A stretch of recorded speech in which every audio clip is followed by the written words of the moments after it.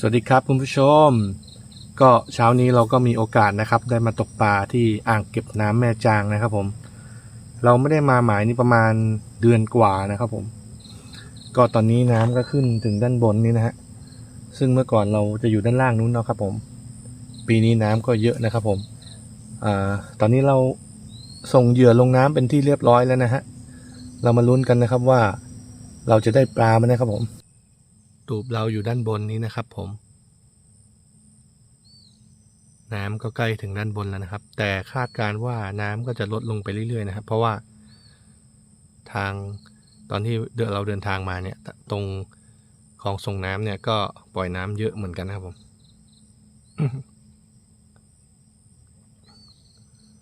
ส่วนด้านนู้นนะฮะด้านนู้นตรง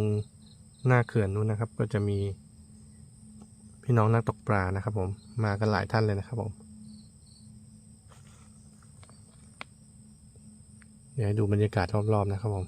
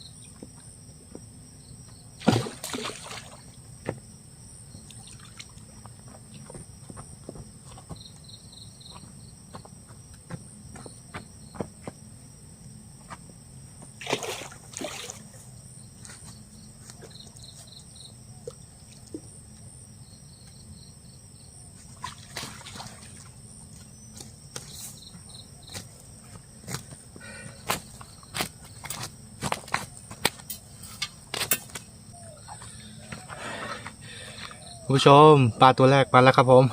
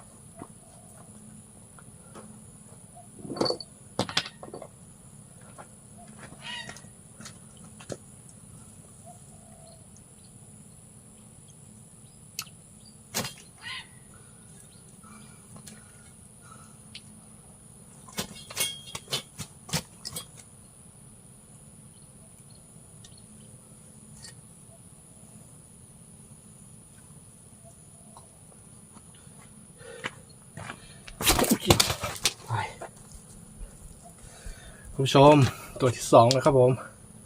เป็นปลานวลจันทร์นะครับผม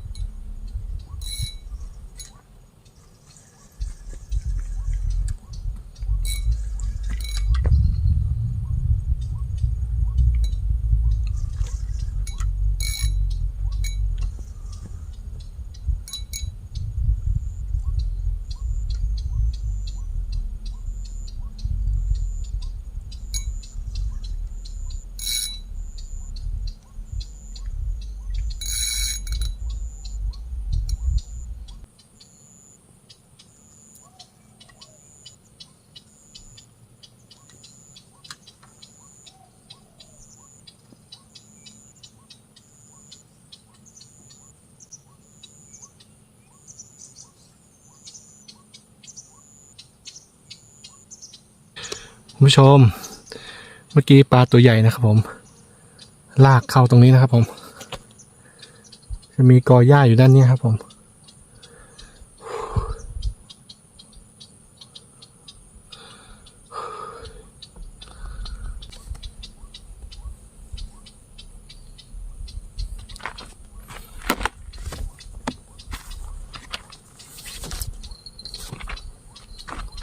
โอ้ยนี่กินอีกตัวนะครับผมโอ้ย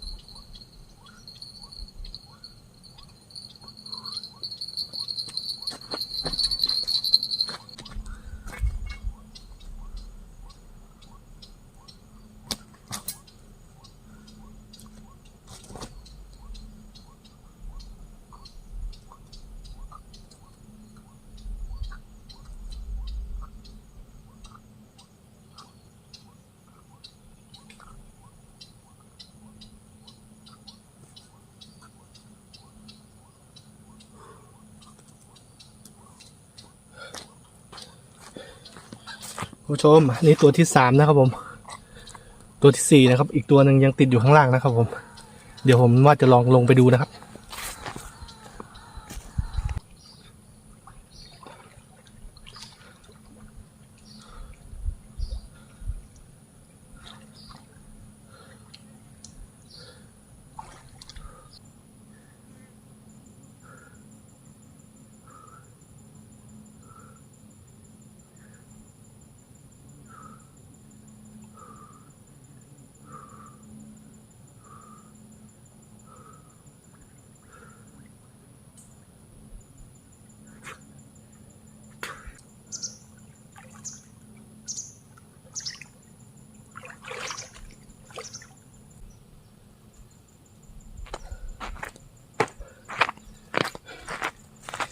คุณผู้ชม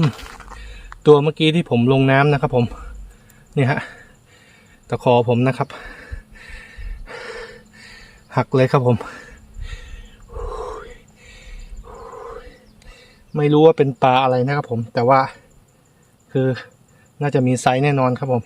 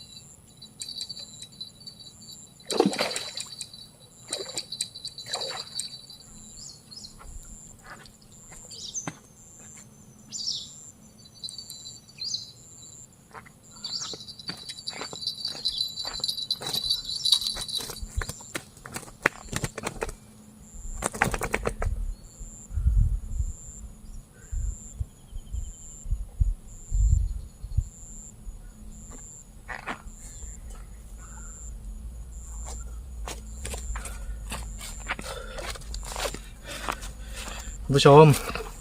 ตัวนี้เป็นตัวที่5นะครับผมนี่นะที่เราใช้กระชังแบบนี้นะฮะกระชังเล็กเนี่ยคือเวลาที่เราได้ปลาปุ๊บเราก็จะไปใส่กระชังใหญ่นะมันจะง่าย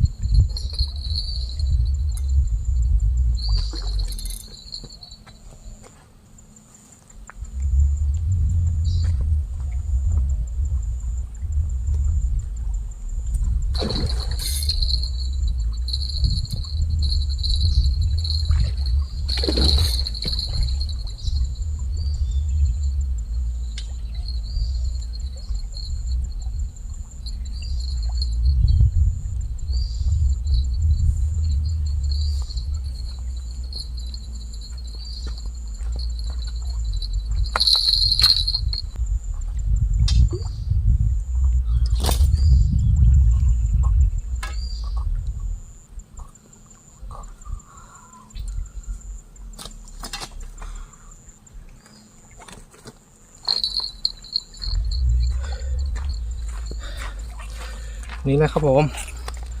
เป็นนวลจันทร์นะครับผมไซส์งามๆเลยฮะ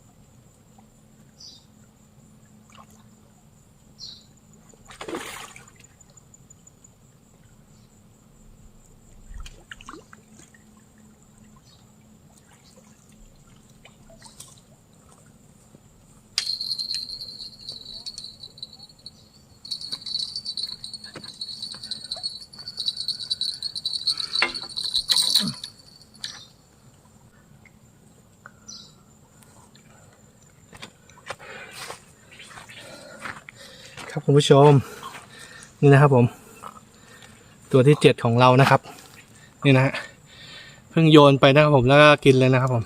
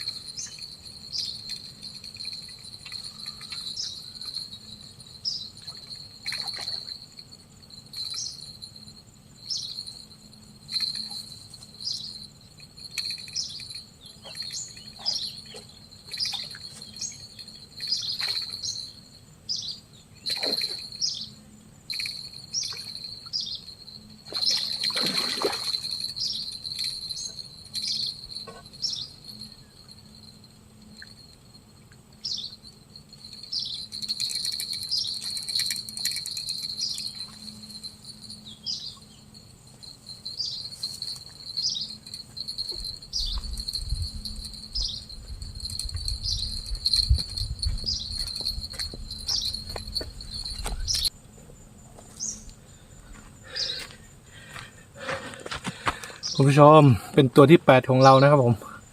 เป็นยี่สกนะครับผมไซส์งามๆนะฮะคือวันนี้ผมมาคนเดียวนะครับ แล้วก็เวลาปลากินเนี่ยค่อนข้างจะยากนิดนึงนะครับผมเพราะว่าข้างล่างจะเป็นกอหญ้านะฮะ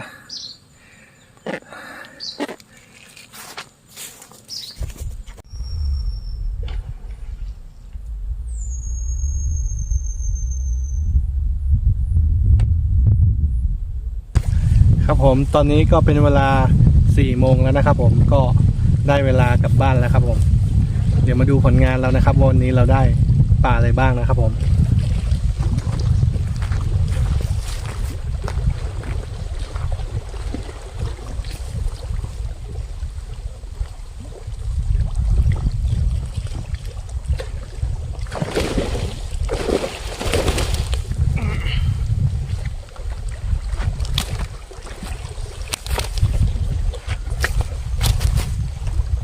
คุณผู้ชมอันนี้ก็คือผลงานของวันนี้นะครับผมเราได้ปลามาจำนวน8ตัวนะครับผม8ตัวมียี่สก2ตัวนะครับแล้วก็มีปลาหนวลจันทร์6ตัวนะครับผม